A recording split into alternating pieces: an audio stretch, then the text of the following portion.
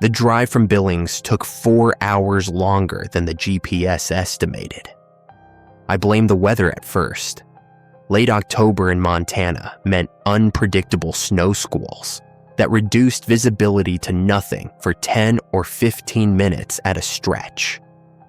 But by the time I reached the turnoff for Garnett County, I understood the real problem was the roads themselves. They weren't maintained the way the map suggested they should be. Pavement gave way to gravel, then to packed dirt that had turned to frozen mud. My truck handled it fine, but I had to slow to 20 miles per hour for the last 40 miles. I'd taken the job because I owed $11,000 on a truck I couldn't sell, and another $8,000 in medical bills from the accident that had cost me my last position. Cell tower technicians were in demand, especially ones willing to relocate to remote sites. The posting had offered housing, a vehicle allowance, and hazard pay that nearly doubled the base salary. I didn't ask what the hazard was. I assumed it was heights, weather, or isolation. Maybe all three. The company was called Ridgeline Communications. I'd never heard of them, but the contract was legitimate, and the direct deposit for my signing bonus had cleared within 3 days. My contact was a man named Harlan Voss, listed as Regional Operations Supervisor. He'd sent me a packet of paperwork, a set of GPS coordinates, and a single text message. Arrive before 4 p.m. Do not stop for anything after the Garnett County line. I crossed the county line at 2:47 in the afternoon. The sign was rusted and leaning, half obscured by dead brush. Population figures had been scratched out and never replaced. The coordinates led me to a cluster of 3 buildings at the base of a ridge. The largest was a prefabricated metal structure, maybe 40 feet by 60 feet, with a corrugated roof and no windows on the ground floor. The second was a smaller utility building with a generator housing attached. The third was a single-wide trailer that had been painted the same dull gray as the main building. All 3 were surrounded by a chain-link fence topped with barbed wire. Beyond the fence, the ridge climbed steeply into pine forest. I could see the first tower from the parking area. It rose from the tree line about half a mile up the slope, a lattice structure painted red and white, standard FAA markings. The aviation lights at the top were already blinking, even though sunset was still 2 hours away. Harlan Voss was waiting for me outside the main building. He was in his 60s, lean and weathered, wearing a company jacket that looked 20 years old. He didn't shake my hand. He checked his watch, nodded once, and said, "You made good time. Come inside." The interior of the main building was divided into 3 sections. The front third was an office space with 2 desks, a bank of monitors showing tower status readouts, filing cabinets, and a radio station. The middle third was a workshop with tool racks, spare parts, and a cage of batteries in various states of charge. The back third was hidden behind a heavy steel door with 3 separate locks. "Storage," Harlan said when he saw me looking. "You won't need access until your 3rd week, maybe longer." He handed me a ring of 12 keys. Each one's tagged with a colored label. "These are yours. Memorize which key opens which lock. Don't write it down. Don't take photos. If you lose the ring, radio me immediately on channel 6 and do not attempt to leave the compound until I arrive." I nodded and clipped the ring to my belt. "The trailer is yours," he continued. "Bed, kitchenette, bathroom, propane heat. Groceries get delivered every Thursday before noon. Don't order anything online. The mail service doesn't reach us reliably. If you need something urgently, radio me and I'll add it to the supply run. He walked me through the equipment. 2-way radios with 6 preset channels, a satellite phone for true emergencies, toolkits rated for tower work, safety harnesses, hard hats, and a laminated badge with my photo and employee number. The photo was one I'd submitted with my application. Seeing it printed and laminated made the job feel suddenly permanent. "You'll be working the night shift," Harlan said. 6 p.m. to 6 a.m., 7 days on, 7 days off. During your off week, you're free to leave the county, but you need to be back by 4 p.m. on your first day on. No exceptions. What about the day shift? There isn't one. Day work is handled remotely when possible. If a tower needs hands-on maintenance during daylight, we schedule it for your off week or bring in a contractor from Billings. He paused. The night shift is when the work happens. That's what we're paying you for. He led me to one of the desks and opened a drawer. Inside was a laminated sheet, 8.5 by 11 inches, printed in clear black text. The header read, "Operational Guidelines for Night Technicians, Garnet County Relay Cluster." "Read this now," Harlan said. "All of it. Then read it again. I'll answer questions when you're done, but only questions about procedures, not about reasons." I sat down and read. 1. Your shift begins at 6 p.m. Sharp. Before leaving the main building, verify that all 3 exterior doors are locked and log the time in the shift journal. Do not begin outdoor work until 6:15 p.m. 2. The radio must remain on channel 6 at all times between 6 p.m. and 2 a.m. At 2 a.m. exactly, switch to channel 4. At 4:30 a.m., switch back to channel 6. Do not use channel 5 under any circumstances. 3. Tower 1 is located 1,200 yards northeast of the compound, at an elevation gain of 400 feet. Tower 2 is located 800 yards due east, at an elevation gain of 200 feet. Tower 3 is located 2,000 yards northwest, at an elevation gain of 600 feet. Memorize these distances exactly. 4. Each tower must be visually inspected once per shift. Begin with Tower 2, then Tower 1, then Tower 3. Do not alter this order. Complete all inspections before 1:45 a.m. 5. The aviation lights on each tower follow a standard pattern, 1 second on, 1 second off, repeating.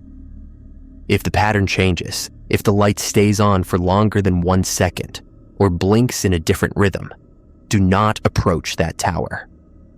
Radio the anomaly on channel 6 using the phrase pattern deviation at tower number.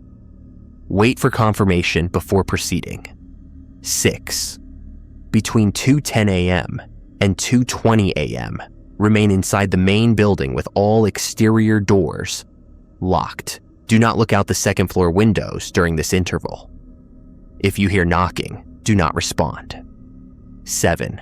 If you encounter any person in the field after midnight who is not wearing a Ridgeline Communications badge, do not speak to them. Do not acknowledge them. Return to the compound by the most direct route and lock all doors.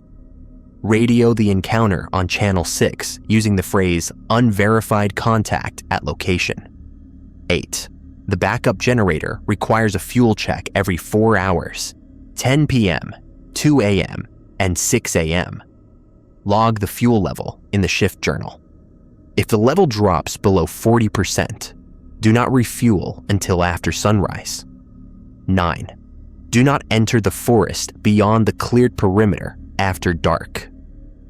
The perimeter is marked by orange reflectors every 50 yards. If a reflector is missing or displaced, do not search for it. Mark the gap in the shift journal and continue your route. 10. If you hear your name called from outside the building between midnight and 4 a.m., Do not respond. Do not go to the door. Do not look out the window. Wait 5 minutes, then radio channel 6 with the phrase, "Name contact reported." Wait for confirmation before resuming normal duties. 11. The third floor observation room is accessible by the interior stairwell. Between 1 a.m. and 3 a.m., the observation room must remain unoccupied. If you are inside when the clock reaches 1 a.m., exit immediately and descend to the ground floor. Do not return until after 3 a.m. 12. If any light on any tower fails to illuminate at sunset, note the tower number and the exact time of failure. Do not attempt repairs until after sunrise. If all 3 towers lose their lights simultaneously, activate the compound's emergency beacon and remain inside until I contact you. I read the list twice as instructed. Some of the rules made operational sense. Others did not. Question, I said. Rule 6. What's on the second floor? Monitoring equipment, climate-controlled server room. You won't need to access it during your shift. And the windows. They face the ridge. He didn't elaborate. Rule 10, I said. Has that happened before? Someone hearing their name. Harlan's expression didn't change. It's in the guidelines because it's a possibility. Whether it's happened before isn't relevant to your job. I had more questions, but his tone made clear that the conversation was procedural, not collaborative. I nodded and slid the laminated sheet back across the desk. Keep it, he said. There's a copy in the trailer and another in the truck you'll be using. Read it before every shift for your first 2 weeks. He showed me the rest of the compound, the utility building with its generator and fuel tanks, the truck I'd been assigned, a white Ford F250 with the Ridgeline logo on the doors, and the gate mechanism for the perimeter fence. The gate opened with a keypad code, changed weekly, and the current code was taped to the dashboard of the truck. I memorized it anyway. By 4:30, the light was already failing. The sky had turned the color of wet slate, and the temperature had dropped 15 degrees since my arrival. Harlan handed me a flashlight, a handheld radio, and a pager-sized device he called the beacon. If you activate this, he said, I'll be here within 40 minutes. Use it only if the radio fails and you're facing a genuine emergency. Not a question, not a concern, an emergency. Understood. He walked to his truck, a black Silverado that had seen better years, and paused with his hand on the door. You'll have questions after tonight. That's normal. Write them down. I'll be back Thursday for the supply delivery, and we can talk then. Anything else I should know? He looked up at the ridge, where the first tower's lights were blinking against the darkening sky. 1 second on, 1 second off. Standard pattern. Trust the rules, he said. They're not arbitrary. Then he drove away, and I was alone. I spent the first hour in the trailer, unpacking my bag and familiarizing myself with the space. The kitchenette had a 2-burner stove, a mini fridge stocked with bottled water and energy bars, and a coffee maker that looked older than I was. The bathroom was clean but cramped. The bed was a full-size mattress on a metal frame, firm but adequate. At 5:45, I walked to the main building and unlocked the front door with the blue-tagged key. The interior was cold. The heating system apparently ran on a timer, so I found the thermostat and set it to 65 degrees. The monitors were already on, showing status readouts for all 3 towers. Green lights across the board. I logged my arrival in the shift journal, a hard-bound notebook with lined pages, maybe a third of it already filled with entries in neat, small handwriting. The previous technician had been named Colby. I could tell from the signature at the bottom of each entry. His last shift had been October 3rd, 3 weeks before my arrival. The entries between then and now were blank. At 6 p.m., I locked all 3 exterior doors and logged the time. I checked the radio. Channel 6, volume at medium, battery at full charge. I clipped it to my belt beside the keys. At 6:15, I stepped outside. The cold was immediate and sharp, cutting through my jacket and gloves within seconds. I pulled my hood up and walked to the truck. The engine turned over on the first try, and the heater began pushing warm air before I'd finished backing out of the parking space. Tower 2 was my first destination, 800 yards due east, at an elevation gain of 200 feet. The access road was unpaved but well-maintained, switchbacking up the slope through sparse pine. I drove slowly, watching the headlights carve through the darkness. The tower came into view at 6:23. It was smaller than Tower 1, maybe 200 feet tall, with the standard lattice framework and a cluster of antenna arrays near the top. The aviation lights were blinking in the correct pattern, 1 second on, 1 second off. I parked 30 yards from the base, as the guidelines recommended, and stepped out with my flashlight. The inspection protocol was straightforward. Check the perimeter fence for damage, verify that the equipment housing at the base was secure, confirm the light pattern, and note any anomalies in the shift journal. The fence was intact, the equipment housing was locked, and when I pressed my ear to the metal door, I heard the steady hum of active electronics. The light pattern was steady. I logged the inspection at 6:29. Tower 2, all systems nominal, light pattern confirmed. Tower 1 was next, 1,200 yards northeast, at an elevation gain of 400 feet. The road climbed more steeply here, and the trees pressed closer on both sides. I kept my eyes on the path ahead and tried not to think about Rule 9, the one about the forest perimeter and the orange reflectors. I saw the first reflector at the edge of my headlights, a bright orange diamond mounted on a wooden stake. Then another, 50 yards further. Then another. I counted them as I drove, 7 reflectors between the compound and the Tower 1 access point.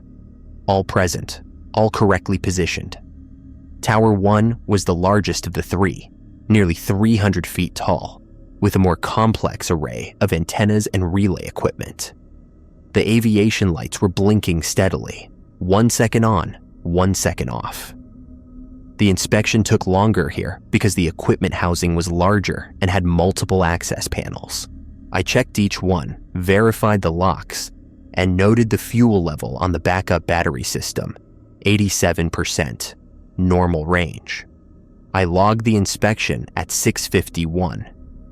Tower 1, all systems nominal, battery backup at 87%, light pattern confirmed. Tower 3 was the furthest from the compound, 2,000 yards northwest, at an elevation gain of 600 feet. The road was rougher here, and I had to slow to 15 miles per hour to avoid bottoming out on the ruts. The trees were denser, and the darkness seemed thicker. I was halfway up the slope when I saw it. The deer was standing at the edge of the road, just inside the beam of my headlights. It was a mule deer, a doe, with the large ears and grayish-brown coat typical of the region. It was looking directly at my truck. I slowed to a stop, waiting for it to move. Deer in rural areas usually bolted at the first sign of a vehicle, but this one didn't. It stood perfectly still, its eyes reflecting the light in twin points of gold. Then it took a step backward. Not away from the road, backward. One hind leg lifted, reached back, and planted itself in the dirt behind. Then the other. The motion was smooth, practiced, but utterly wrong, like watching a film played in reverse. I gripped the steering wheel and did not move. The deer took another backward step, then another. Its eyes never left the truck. Its head didn't turn. It simply retreated, step by step, until the darkness swallowed it completely.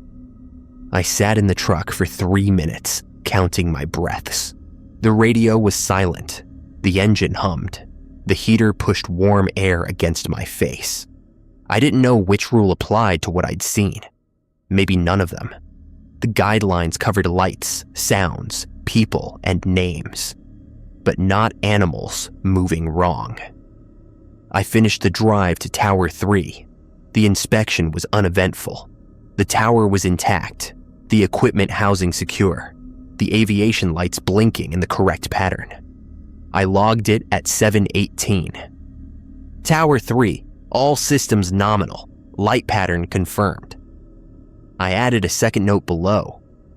Encountered deer on Access Road at approximately 7:02 p.m.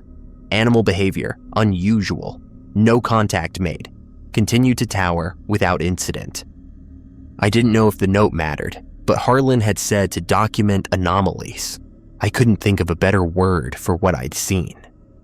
The drive back to the compound was quiet. I parked the truck at 7:31 and walked to the main building to begin the next phase of my shift. 4 hours of monitoring, punctuated by the 2 a.m. fuel check and the time-locked window between 2:10 and 2:20. I made coffee. I ate an energy bar. I watched the monitors, which showed nothing but steady green lights and stable signal strength. The radio was silent except for a brief crackle at 8:47 that resolved into nothing. At 10 p.m., I walked to the utility building to check the generator fuel. The gauge read 72%, well above the 40% threshold that would require a post-sunrise refuel. I logged the reading and returned to the main building. At 11:15, the radio spoke. Garnet Base, this is Ridgeline Dispatch. Confirming check-in. Please respond with your badge number and current tower status. I unclipped the radio and pressed the transmit button. Dispatch, this is Garnet Base. Badge number 7432. All 3 towers inspected. All systems nominal. No deviations reported. Copy. Garnet Base. Next check-in at 3 a.m. Dispatch out. The voice was female, flat, professional. It sounded like any other dispatch call I'd heard in 15 years of technical work. I clipped the radio back to my belt and returned to the monitors. At 11:42, Tower 1's light went out. I saw it on the monitor first. A status indicator that had been green all evening suddenly turned amber, then red. The label read, Aviation Light, Tower 1, offline. I moved to the window that faced the ridge. The night was clear enough that I could see the outline of Tower 1 against the stars. The red beacon that had been blinking steadily since sunset was now dark. Rule 12 stated that if any light on any tower failed, I should note the tower number and exact time, but not attempt repairs until after sunrise.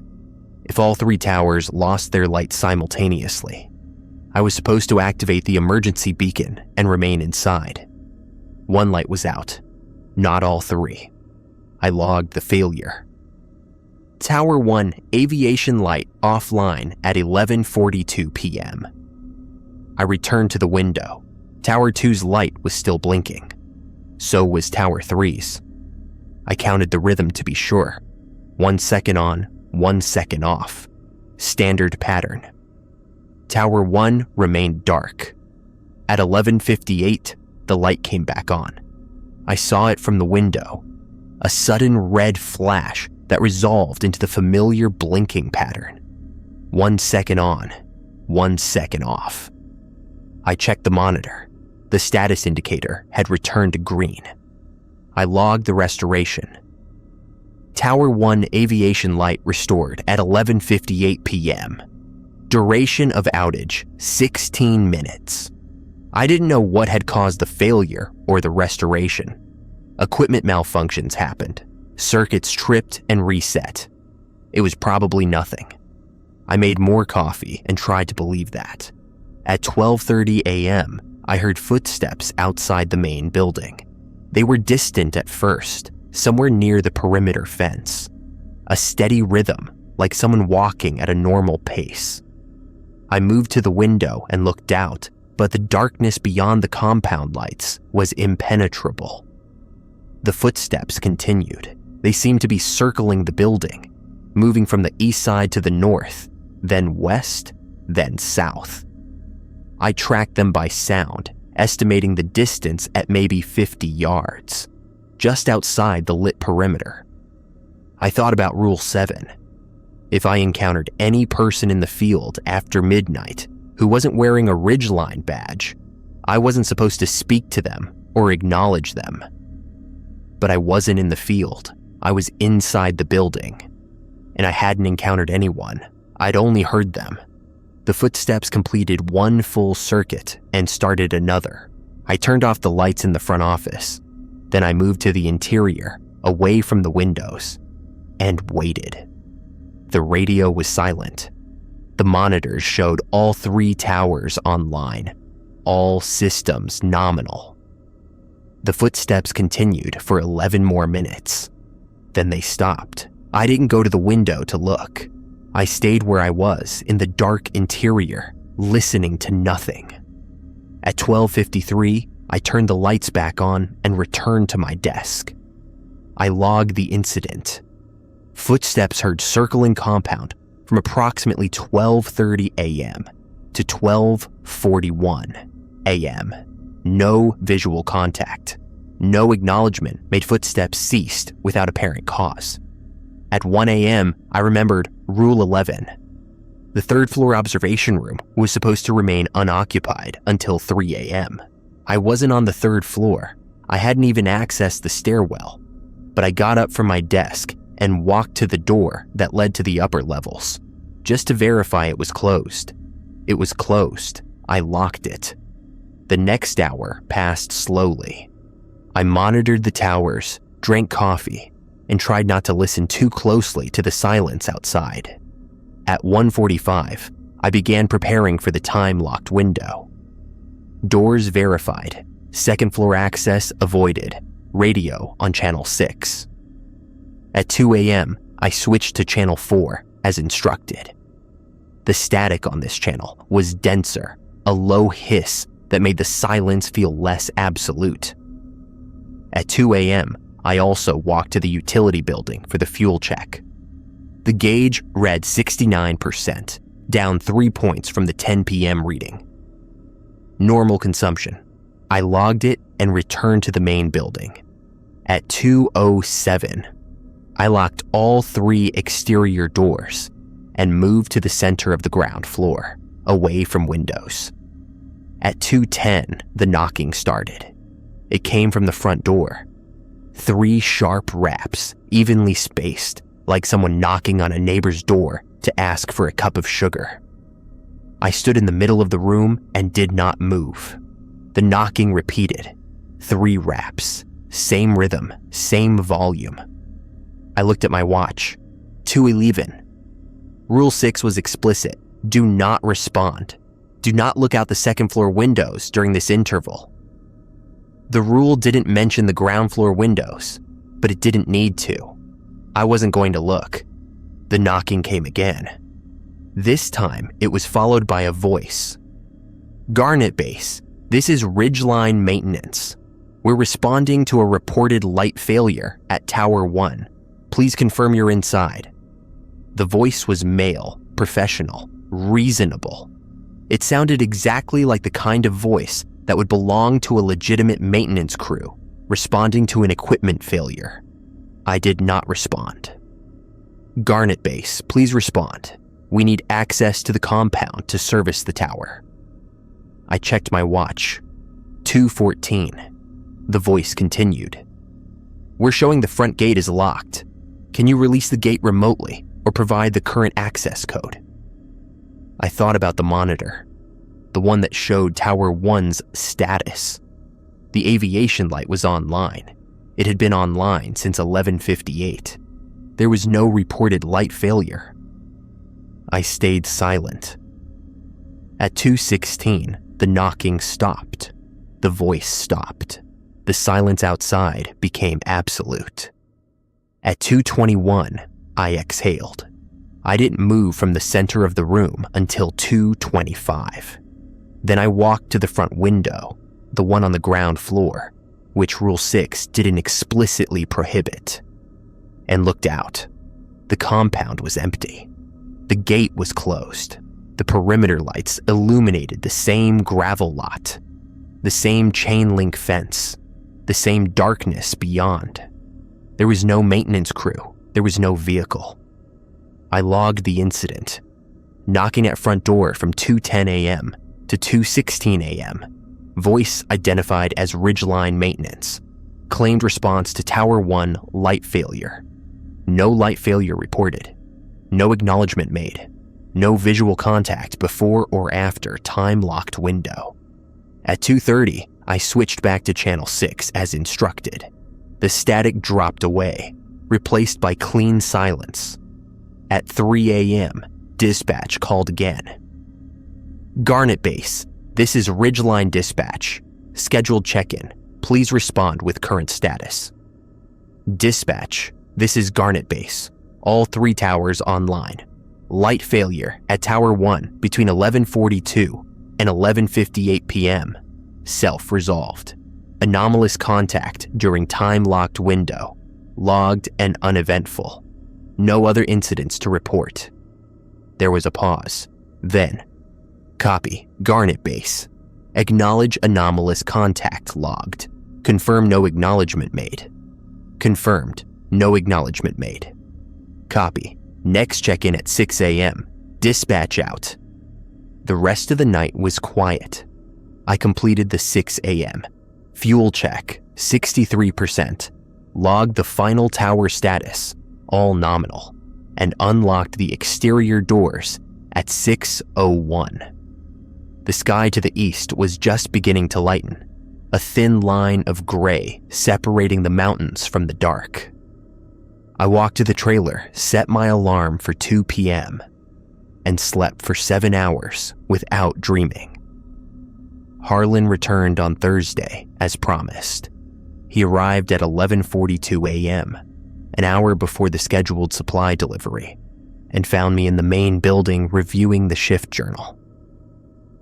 "You've been busy," he said, reading over my shoulder. "Is that a problem?" "It's not unusual." He closed the journal and slid it back across the desk. "First week is always the busiest. Your brain hasn't learned to filter yet." "Filter what?" He didn't answer directly. Instead, he walked to the filing cabinet, unlocked the second drawer, and pulled out a second laminated sheet. This one was smaller, half the size of the original, and printed in red text. "These are amendments," he said. "Additions to the operational guidelines. You'll receive them whenever circumstances require." I took the sheet and read. 13. If the footsteps circling the compound pause for more than 30 seconds at any single point, note the location and time. Do not investigate. If the pause exceeds 2 minutes, move to the back storage room and lock the door from inside. Wait there until the footsteps resume, or until dawn, whichever comes first. 14. The voice during the time-locked window may use names, titles, or phrases specific to Ridgeline operations. Do not assume familiarity indicates authenticity. Verify all requests through Channel 6. Dispatch before taking any action. 15. If Tower 1's light fails again, check the status of towers. 2 and 3 within 5 minutes. If all 3 are operating normally, log the incident and continue monitoring. If any other tower shows deviation within 30 minutes of Tower 1's failure, do not leave the main building until sunrise. 16. When driving the access roads after midnight, if you encounter any animal that does not flee at the approach of your vehicle, stop the truck but do not exit. If the animal moves in a direction opposite to normal locomotion, extinguish your headlights and wait 60 seconds before proceeding. Do not look at the animal directly during this interval. Shichi. The radio may receive transmissions that are not from dispatch. These transmissions may sound authentic, correct channel, correct codes, correct voice patterns. If a transmission instructs you to leave the compound, access restricted areas, or deviate from established procedures, do not comply. Request confirmation through a separate channel. If no confirmation is received within 3 minutes, disregard the transmission entirely. 18. Do not discuss the contents of the operational guidelines or amendments with anyone outside of Ridgeline Communications. This includes family members, friends, emergency services, or other employers. I set the sheet down. Rule 16.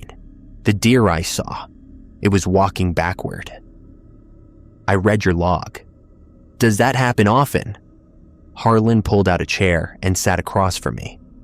He was quiet for a long moment, his eyes on the window that faced the ridge. The towers relay signals, he said finally. That's their purpose. Radio waves, cellular data, emergency broadcasts. They receive and they transmit. They connect places that couldn't otherwise communicate. And sometimes they relay things that aren't signals. He met my eyes. The rules exist to keep the relay clean, to make sure the right things get transmitted and the wrong things don't. Your job is to monitor the equipment and follow the procedures. That's all. What are the wrong things? He stood and walked to the door. That's outside your operational parameters. Focus on the rules. They work. The supply truck arrived at 12:37. Harlan supervised the unloading. Bottled water, canned food, batteries, fuel canisters, and a sealed crate marked only with a serial number that he carried directly to the locked storage room at the back of the main building. You've got enough supplies for 3 weeks, he said when he returned. Next delivery is November 14th. If you need anything before then, use the radio. What's in the crate? Emergency equipment. You won't need it if you follow the rules. He left at 1:15. I watched his truck disappear down the access road, and then I was alone again. My second week was worse than my first. On Monday night, the footsteps returned. They circled the compound twice, then paused at the northwest corner for 47 seconds. I noted the time and location per Rule 13 and did not investigate. The pause ended and the footsteps resumed their circuit, completing 3 more loops before falling silent at 1:22 a.m. On Tuesday night, Tower 3's light deviated. The pattern shifted from 1 second on, 1 second off to a longer rhythm. 2 seconds on, 1 second off. I radioed dispatch with the phrase, pattern deviation at Tower 3, and waited for confirmation. Copy, Garnet Base, pattern deviation noted. Do not approach Tower 3. Monitor Towers 1 and 2 for secondary deviation. Report any changes within 30 minutes. I watched the monitors. Tower 1 and Tower 2 remained nominal. At the 29-minute mark, Tower 3's light returned to the standard pattern. I logged the incident and did not approach the tower until my next scheduled inspection the following night. On Wednesday night, I heard my name. I was in the main building, monitoring the radio, when the voice came from outside. It was distant, maybe 100 yards, and it sounded like my mother. Daniel, are you there?" My mother had been dead for 6 years. I did not respond. I did not go to the door. I did not look out the window. I waited 5 minutes, then radioed Channel 6 with the phrase, "Name contact reported." "Copy, Garnet Base. Name contact logged. Confirm no acknowledgement made." "Confirmed." "Copy, continue standard monitoring." "Dispatch out." The voice called twice more, at 12:38 and 1:15. Both times, it sounded exactly like my mother. Both times, I did not respond. On Thursday night, the knocking during the time-locked window was different. It came from the second-floor windows instead of the front door. I was on the ground floor, away from the stairs, but I could hear it clearly. A rapid, rhythmic tapping, like someone drumming their fingers against glass. The voice that followed was not asking for access or claiming to be maintenance. It was reciting numbers. 7432, 7432, 7432. My badge number. I covered my ears with my hands and counted to 60. When I removed them, the tapping had stopped. The voice was silent. I logged the incident. Knocking at second-floor windows during time-locked window. Voice reciting badge number 7432. No acknowledgement made. On Friday, dispatch informed me that a new technician would be arriving on Monday. His name is Cole Morrow. He'll be shadowing you for 1 week before taking over the off-shift rotation. Confirm you received this information. Confirmed. Cole Morrow, arriving Monday. 1 week shadow period. Copy. Harlan will provide additional amendments before his arrival. Dispatch out. I spent the weekend cleaning the trailer and reviewing the rules. I read the original guidelines 5 times. I read the amendments 4 times. I practiced the radio phrases until they felt automatic. Cole arrived on Monday at 3:47 p.m. He was younger than I expected, mid-20s, with the kind of clean-cut appearance that suggested a recent military discharge or a strict upbringing. He drove a rental car, which Harlan immediately dismissed as unsuitable. "You'll use the company truck," Harlan said. "Leave the rental at the county line. We'll arrange pickup." Cole looked at the main building, the tower on the ridge, the fence with its barbed wire. "Isolated out here." "That's the job." Harlan handed him a key ring, a radio, and a laminated sheet. "Read the rules, all of them. Ask questions if you need to, but not about reasons." I watched Cole's face as he read. I saw confusion first, then skepticism, then the careful blankness that suggested he was deciding not to argue. "Some of these seem operational," Harlan interrupted. "They're operational guidelines. Follow them exactly and you'll be fine." Cole glanced at me. "Have you been following them?" "Yes. And I'm still here." That seemed to satisfy him, or at least end the conversation. Harlan left at 4:15, and Cole and I began the first of his shadow shifts. I showed him the compound, the main building, the utility building, the generator, the truck. I walked him through the monitoring equipment, the radio channels, the shift journal. I explained the inspection routes, Tower 2, then Tower 1, then Tower 3, and the timing requirements. "We need to complete all 3 inspections before 1:45, I said. "That gives us time to return to the compound before the critical hours." Critical hours? Midnight to 4 a.m. That's when most of the incidents occur. Cole wrote something in a small notebook he carried. "What kind of incidents?" I thought about the footsteps, the voices, the lights, the knocking. Anomalies, things that don't match normal operations. The rules tell you how to respond to each one. But what are they? The anomalies, I mean. I don't know. It was the truth. Harlan said the towers relay things that aren't signals sometimes. That's as much explanation as I've gotten. And you're okay with that? I looked at the ridge where the first tower's lights were blinking against the darkening sky. 1 second on, 1 second off. Standard pattern. I follow the rules, I said. They work. Cole's first night was quiet. We completed the inspections without incident. The monitors stayed green. The radio carried nothing but the scheduled dispatch check-ins. I showed him the fuel check procedure at 10 p.m. and 2 a.m., demonstrated the channel switch at 2 a.m. exactly, and explained the time-locked window protocol. "So we just sit here in the dark?" he asked at 2:08, when I turned off the lights and moved us to the center of the room. "Yes." "For 10 minutes?" "Until 2:20. Then we can resume normal operations." He was quiet for a moment. Then, "Has anything actually happened during this window?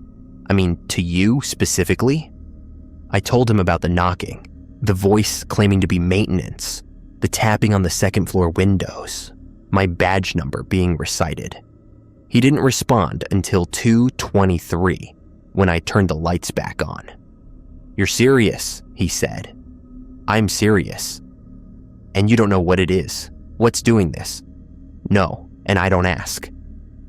His second night was worse. The footsteps started at 12:15, earlier than usual. They circled the compound at a faster pace, completing a full loop every 90 seconds instead of the usual 3 minutes. "Is that normal?" Cole asked, standing at the window. "Step back from the window." "I can't see anything. Just the fence and—" "Step back." He did. The footsteps continued for another 12 minutes, then paused at the eastern corner of the fence. I checked my watch. The pause lasted 34 seconds, just over the threshold. "Note the location and time," I said. Eastern corner, 12:27, 34-second pause. Cole wrote it down, his pen moving shakily. "What happens if it pauses longer? 2 minutes, like the rule says." We move to the back room and wait. "Wait for what?" The footsteps resumed. I exhaled. "For it to pass." At 1:12, Tower 2's light deviated. The pattern shifted to 3 seconds on, half a second off, a rapid strobing effect that was visible even from the compound's windows. Cole moved toward the door. "Should we—" "No." I grabbed his arm. "We don't approach. We radio dispatch and wait." "But what if the equipment is damaged? What if—" "We don't approach." He stared at me, then at the window where the distant light was still strobing. "How do you live like this? Just following rules without understanding them?" "It's not about understanding. It's about survival." I radioed dispatch. The deviation was logged. Towers 1 and 3 showed no secondary changes. At 1:41, Tower 2's light returned to normal. Cole was quiet for the rest of the night. His third night was when things broke down. The problem started during the time-locked window. We were in the center of the room, lights off, doors locked, when the knocking started. It came from the front door first, then the side door, then the back door. A sequential rhythm that circled the building just like the footsteps had circled the compound. Then the voice started. "Cole! Cole! It's Sarah! I drove all the way out here. Can you let me in?" Cole's head snapped toward the door. "Sarah?" "Don't," I said. "That's my girlfriend's voice. She said she might visit this week. She might have—" "She didn't. It's 2:14 a.m. The gate is locked. She couldn't get in even if she tried." The voice continued. Cole, please, it's freezing out here. I just want to see you. He took a step toward the door. I grabbed his arm. The rule is explicit. Do not respond. Do not go to the door. But what if it's really her? What if it's not? You don't know that. The voice shifted. It became younger, softer, with a slight tremor. Cole, I'm scared. There's something out here. Please let me in. He pulled free of my grip and walked to the door. Cole. He put his hand on the deadbolt. Cole. He unlocked the door. The moment the lock disengaged, the voice stopped. The knocking stopped. The silence outside became absolute and complete. Cole stood at the door, his hand on the handle, his breath coming in short gasps. Open it, I said quietly. See for yourself. He turned the handle and pulled. The doorway was empty. The compound was empty. There was no one there, no Sarah, no visitor, no figure in the darkness. But the ground in front of the door was different. Where there had been gravel, there was now a perfect circle of bare earth, maybe 3 feet in diameter. The gravel had been pushed away, forming a ring around the cleared space. In the center of the circle, pressed into the frozen dirt, was a single footprint. It was facing toward the building. Cole stared at it for a long moment. Then he closed the door and locked it. Rule 14, I said. The voice may use names, titles, or phrases specific to Ridgeline operations, or to your personal life. Don't assume familiarity indicates authenticity. He didn't respond. At 2:21, we turned the lights back on. The monitors showed all 3 towers nominal. The radio was silent. At 2:34, Cole finally spoke. What would have happened if I'd opened the door while the voice was still there? I didn't know. The rules didn't say. The rules only said not to respond. I don't know, I admitted. But I think you were lucky. He didn't shadow me for the rest of that night. He sat at one of the desks, staring at the window, not speaking. At 6 a.m., when the shift ended and the sun was finally visible over the ridge, he walked to the trailer and didn't come out until late afternoon. Harlan called that evening to check in. I told him about the incident, Cole unlocking the door during the time-locked window, and about the circle of cleared earth in front of the building. There was a long pause on the line. The circle is new, Harlan said finally. That hasn't happened before. What does it mean? It means something is adapting, learning the patterns. Another pause. I'm sending additional amendments tomorrow. Make sure Cole reads them, all of them. He's shaken, Harlan. I'm not sure he's going to stay. That's his choice. But if he leaves during daylight. After 4 a.m. on his last shift, before 4 p.m. On the day he departs, make sure he understands the window. Understood. And Daniel? Yes? Check the circle in the morning. If it's still there, if the gravel hasn't refilled it. Note the dimensions exactly. And don't step in it. The circle was still there in the morning. It measured 37 inches in diameter. The footprint in the center was facing due east, toward Tower 2. I logged the measurements and did not step in it. The new amendments arrived on Tuesday afternoon, delivered by a courier I'd never seen before.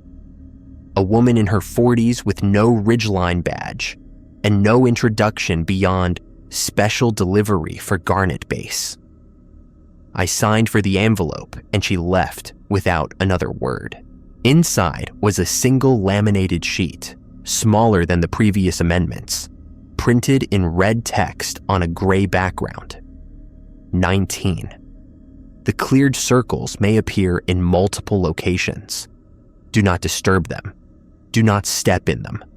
Do not attempt to fill them with gravel, dirt, or any other material. If a circle appears inside the compound, note its location and dimensions. If it appears inside a building, evacuate that building and do not re-enter until Harlan Voss authorizes clearance. 20. The footprints in the circles may indicate direction. If a footprint faces a specific tower, that tower should not be inspected that night. If a footprint faces the main building, do not open any exterior doors between midnight and 4 a.m., regardless of what is said or heard outside. 21. If multiple circles appear in a single night, or if the same circle contains multiple footprints, activate the emergency beacon immediately and await instructions from dispatch or Harlan Voss. 22. The entity or entities creating the circles are responsive to attention. Direct visual focus on the circles may accelerate their formation. When logging dimensions or location, use peripheral vision or brief glances only. Do not study the circles for longer than 15 seconds at a time. I read the amendments twice, then found Cole in the trailer. He was packing his bag. "I'm leaving," he said before I could speak. "Tomorrow morning. I already called Harlan." "Okay." "I'm not a coward. He stopped, shook his head. "This isn't what I signed up for. The job posting said hazard pay for heights and weather. Not for whatever this is." "I understand. Do you? Because you seem pretty calm about it." I sat down on the edge of his bed. The trailer was cold. He hadn't turned on the heat. "I've been here 3 weeks, I said. The first week, I was terrified. The second week, I was confused. Now, I don't know what I am. But the rules work. They keep the nights manageable. As long as I follow them exactly, nothing has gotten through. Something got close last night. If I'd opened that door 2 seconds earlier. You didn't. But I almost did." He zipped his bag closed. "That's the thing, Daniel. I almost did, and I don't trust myself not to do it again." I couldn't argue with that. The rules required discipline, and discipline required certainty. And certainty was hard to maintain when voices sounded like people you loved. "Make sure you leave after sunrise," I said, "and before 4 p.m. Harlan told me the same thing. Why 4 p.m.? I don't know, but I follow the rule. Cole left the next morning at 7:42 a.m. I watched his rental car, retrieved from the county line by the same courier who delivered the amendments, disappear down the access road. Then I returned to the main building and prepared for another night alone. The circle in front of the building had grown overnight. It was now 43 inches in diameter, and there were 2 footprints in the center instead of 1. Both faced the main building. I logged the changes and did not step in it. The next 3 nights were a siege.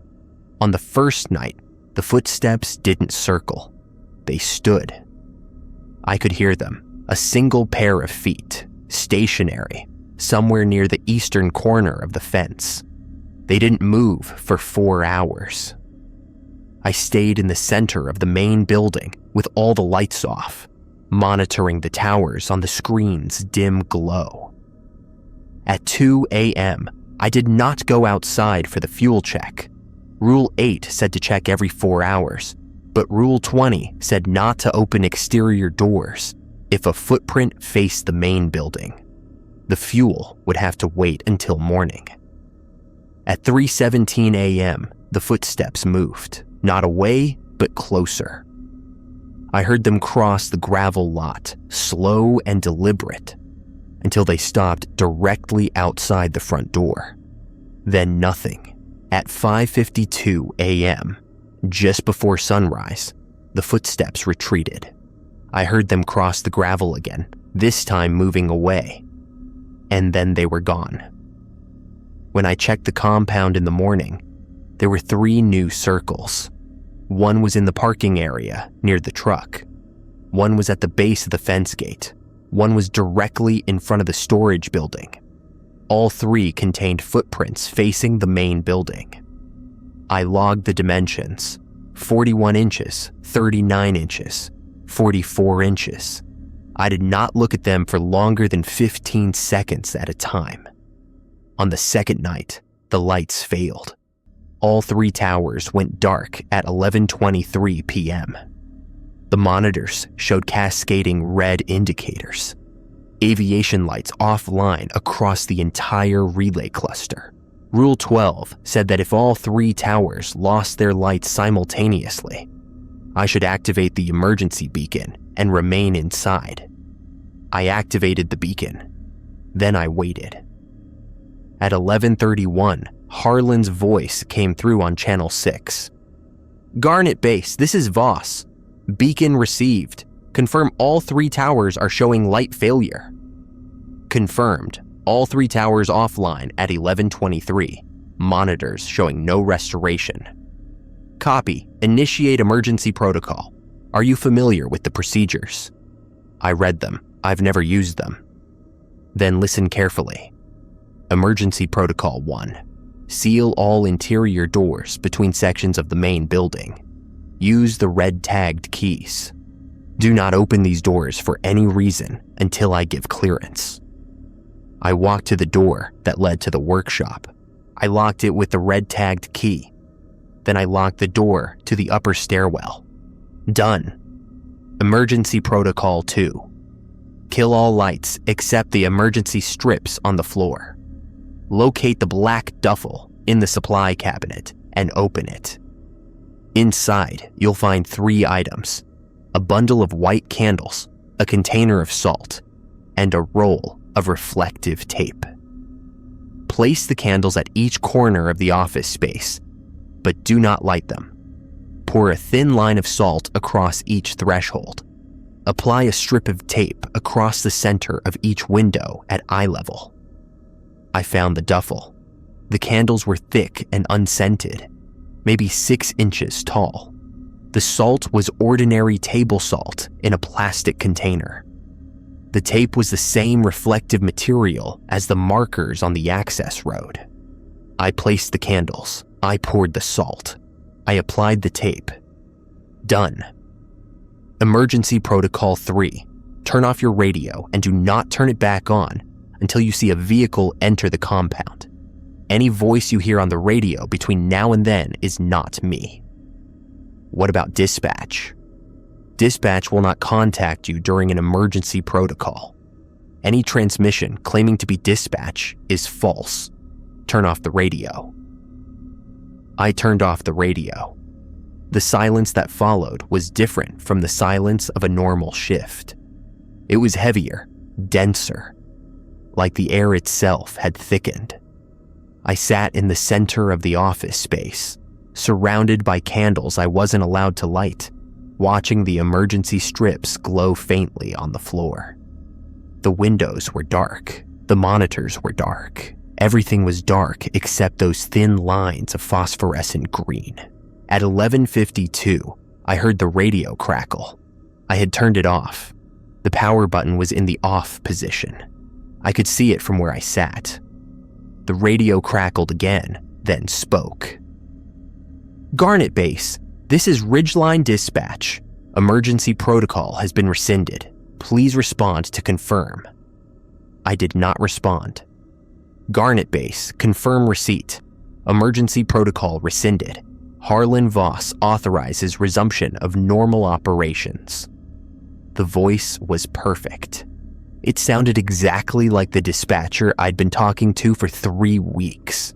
Same tone, same cadence, same professional flatness. I did not respond. Daniel, we know you're listening.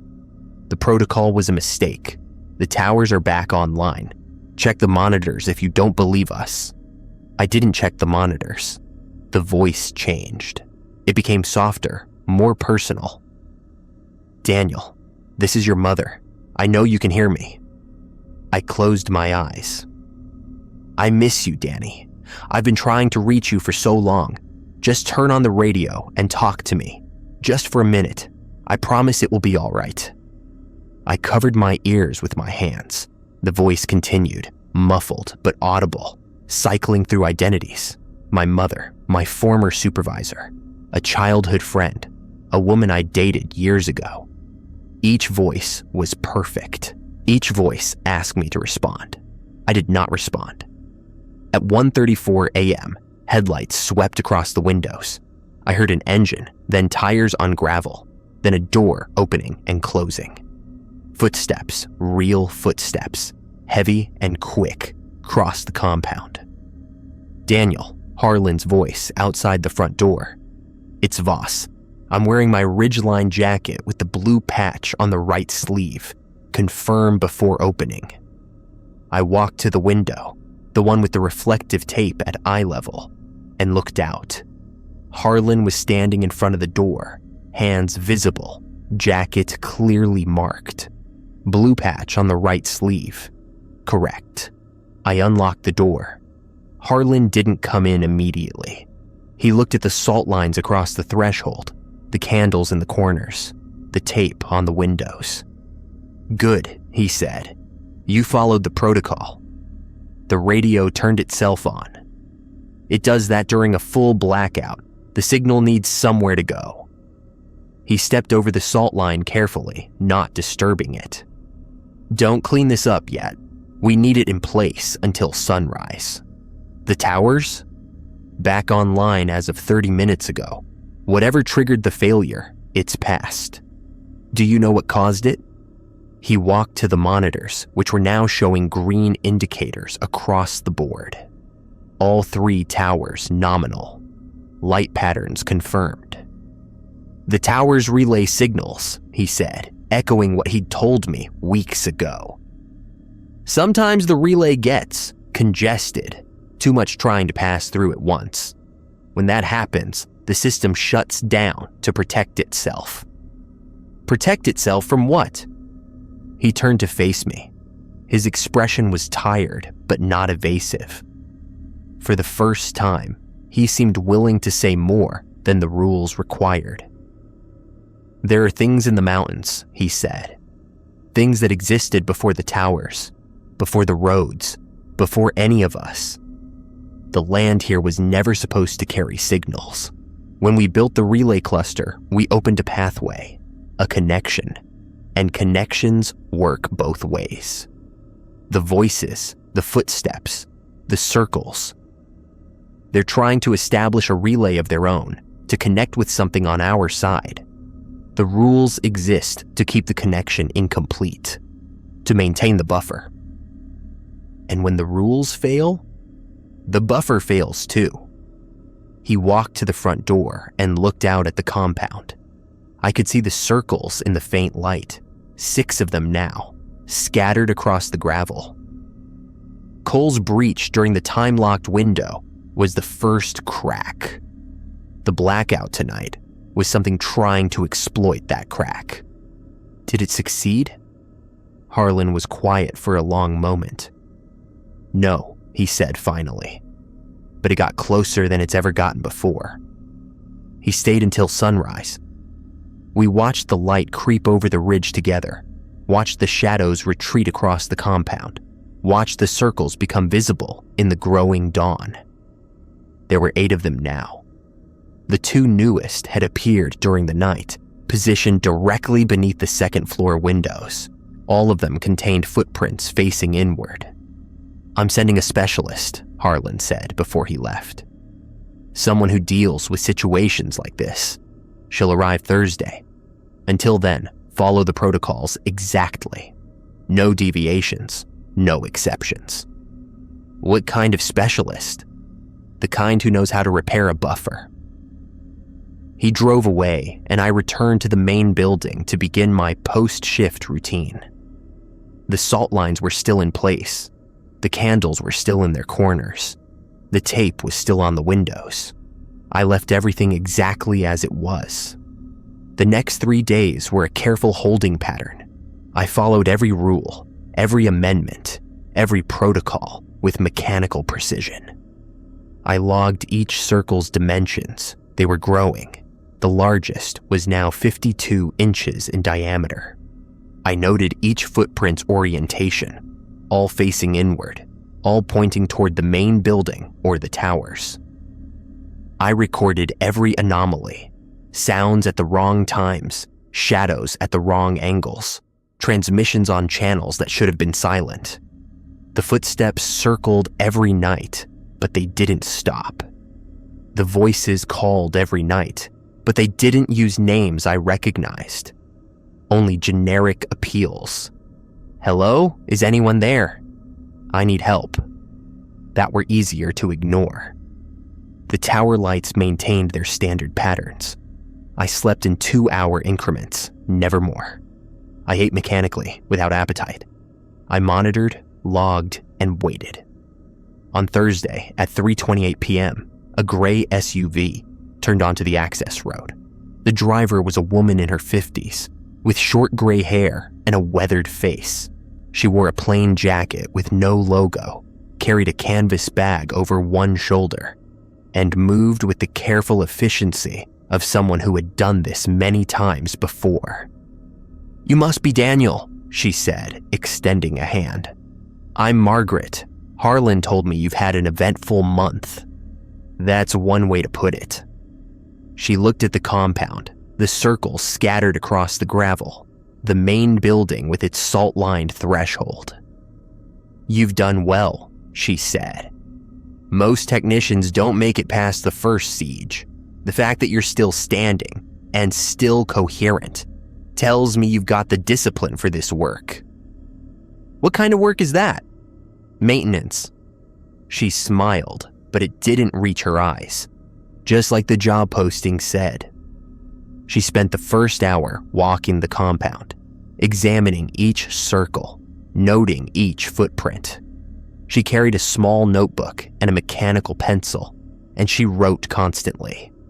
Measurements, angles, distances that I didn't understand. "These are anchors," she explained when I asked. "Each circle represents a fixed point where the relay tried to establish a connection. The footprints show directionality, what it was trying to reach and from where. The towers. The towers are just conduits. The real target is always the operator." She closed her notebook. "You specifically in this case. The relay has been learning your patterns, your responses, your vulnerabilities. Cole's breach gave it enough information to start personalizing the approach." "The voice that sounded like my mother." "Exactly. It couldn't have done that before the breach. Now it can." I thought about the nights since Cole left. The voices had been generic, impersonal. But it stopped using personal voices after he left, because the breach sealed partially when he departed. The information it gathered is still there, but the access point narrowed. She pointed at the largest circle, the one directly in front of the main building. "This is trying to widen it again. Can you stop it?" "I can repair the buffer, reset the relay to its original parameters, but I can't undo what's already been learned." She met my eyes. "It will still know you, Daniel. It will still try to use that knowledge. The rules are your only protection. Then what's the point of the repair? The point is giving you a fighting chance." She worked through the night. I watched from the main building as she moved from circle to circle, placing objects I couldn't identify. Small stones, metal spikes, strips of cloth soaked in something that smelled like copper. She chanted occasionally, low words in a language I didn't recognize, and the air seemed to thicken each time she spoke. At 2 a.m., she entered the main building and asked for the black duffel. "I need to reinforce the interior thresholds," she said. "The salt lines are good, but they're passive. What we need is active containment."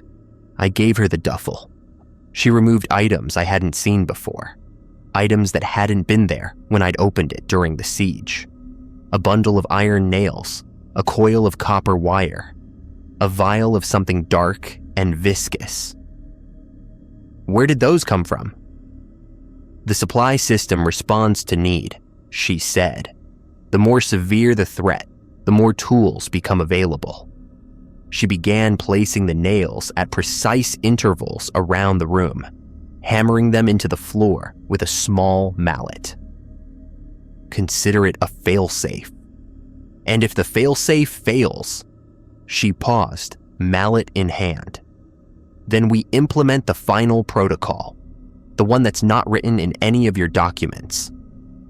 Which is, burn it all, the building, the towers, the relay cluster.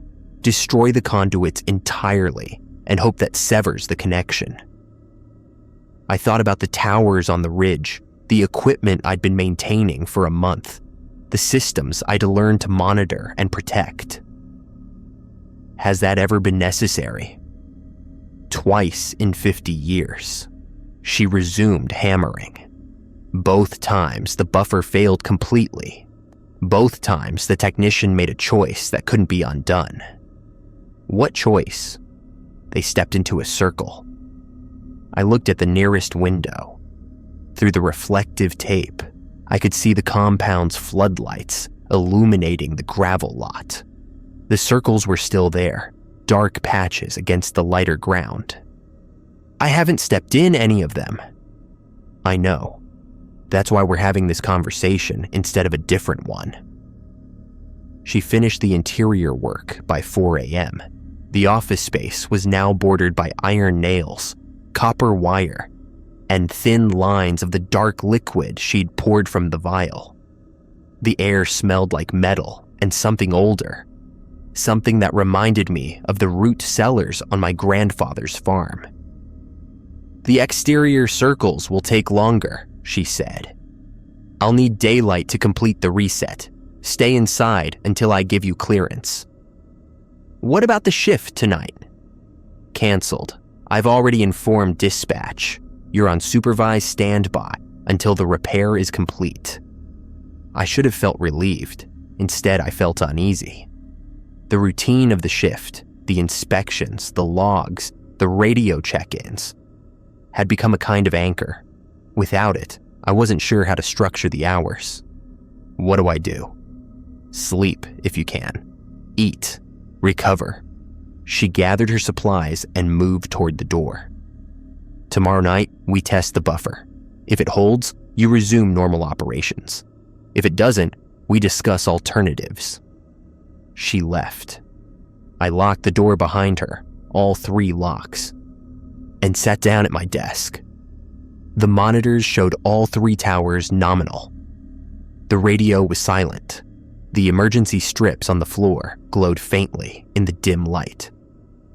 I was alone again, but the loneliness felt different now. It felt like waiting. I slept for 5 hours, the longest uninterrupted stretch since my arrival. When I woke, the sun was high and bright, and I could hear Margaret working outside, her voice chanting, the sound of objects being placed in the ground. I ate. I showered. I read the rules again, all of them, from the original guidelines through the most recent amendments. At 3 p.m., Margaret knocked on the door. Buffer repair is complete, she said when I opened it. Come outside. I want to show you something. The compound looked different. The circles were still there, but each one now had a ring of small stones around its perimeter. Iron spikes protruded from the ground at the cardinal points. The largest circle, the one in front of the main building, had been filled with a layer of fine white powder that I didn't recognize. This is neutralization compound, Margaret explained.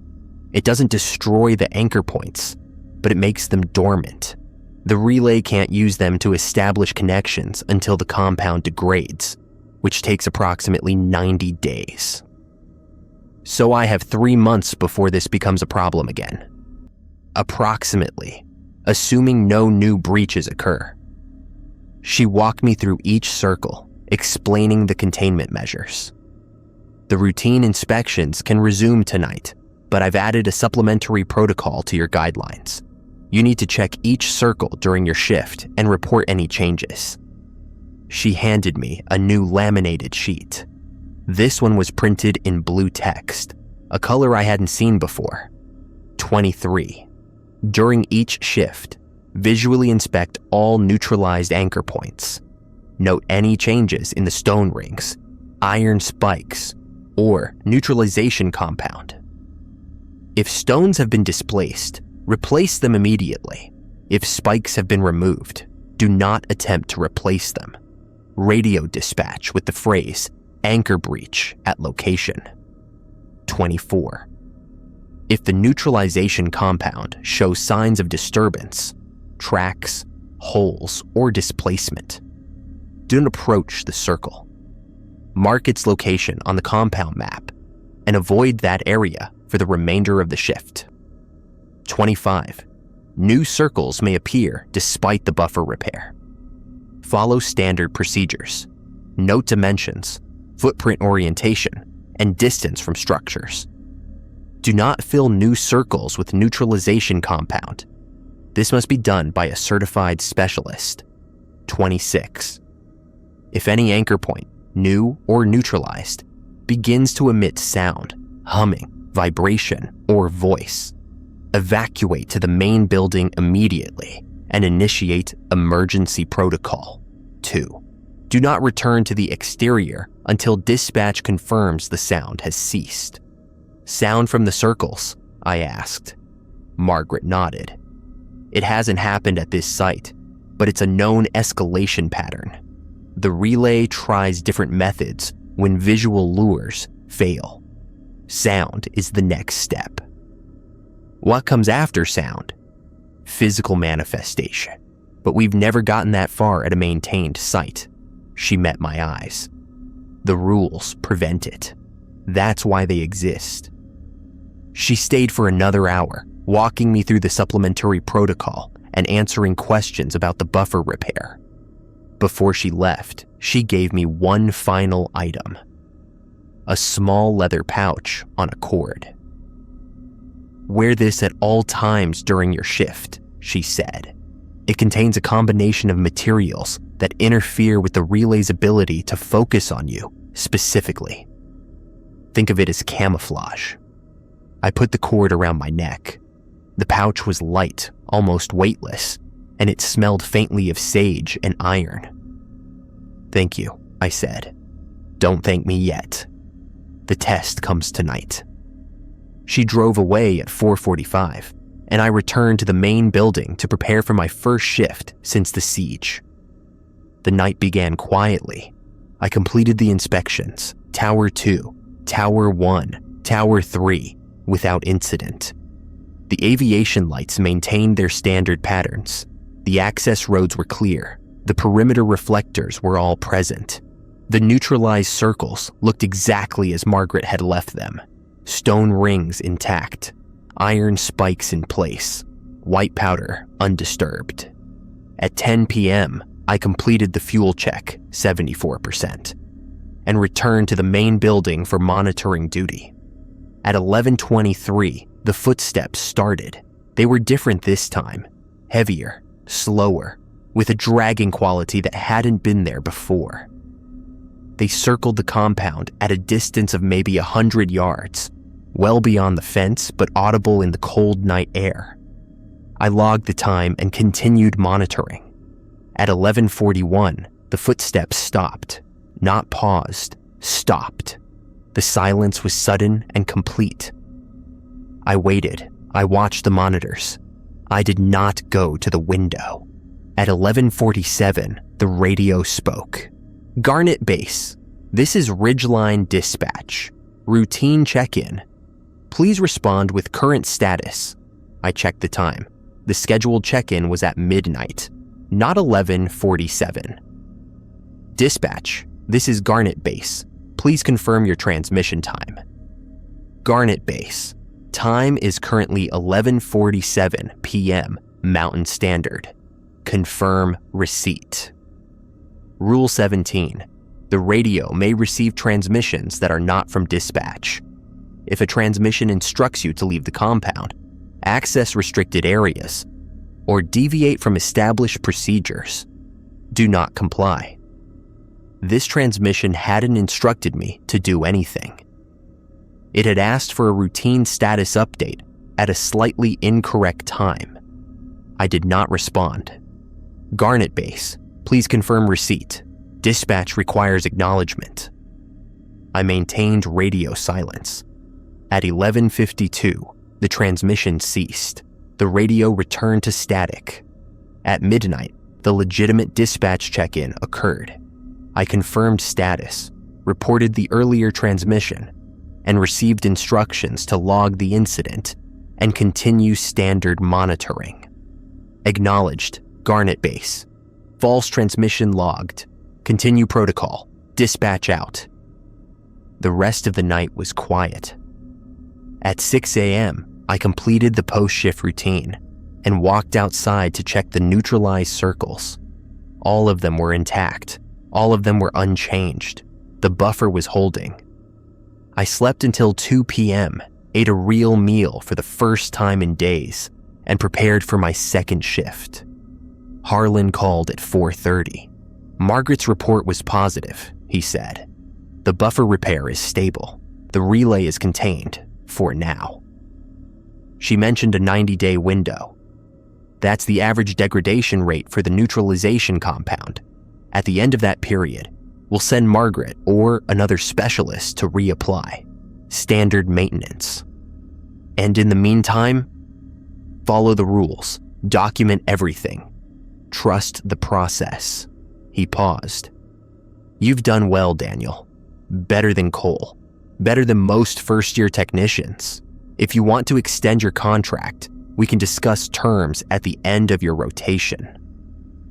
I thought about the money I owed, the job I'd left, the life I'd put on hold to come here. Let me finish the month first, I said. Then we can talk. Fair enough. Voss out. I hung up the phone and looked out the window at the ridge. The towers were visible in the late afternoon light, their lattice frameworks stark against the gray sky. The aviation lights hadn't started blinking yet. They activated at sunset, but I could see the bulbs at the top, waiting. The relay was contained. The buffer was holding. The rules were working. But I knew, in a way that the rules couldn't teach me, that it wasn't over. The relay had learned my name, my history, my weaknesses. It had tried to reach me through my mother's voice, through a stranger's desperation, through footsteps that circled and voices that pleaded.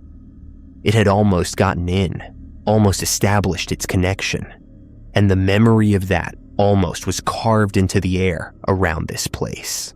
90 days. That was the window, and after that, the circles would wake up again, and the buffer would need reinforcement, and the cycle would continue. Not because the relay would give up, but because it couldn't.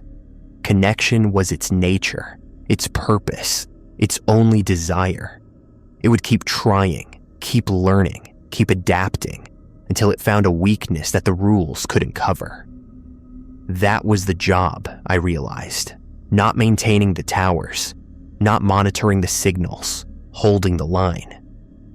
My third week ended on a Tuesday. I logged 42 shifts, 18 anomalies, 6 false transmissions, and 217 individual entries in the shift journal. My fuel checks were always on time. My inspections were always in order. My radio phrases were always verbatim. The relay didn't stop trying. It sent the footsteps every night. It called my name 3 more times. Once in my mother's voice. Once in Cole's voice. Once in a voice I didn't recognize. But that made me feel something I couldn't name.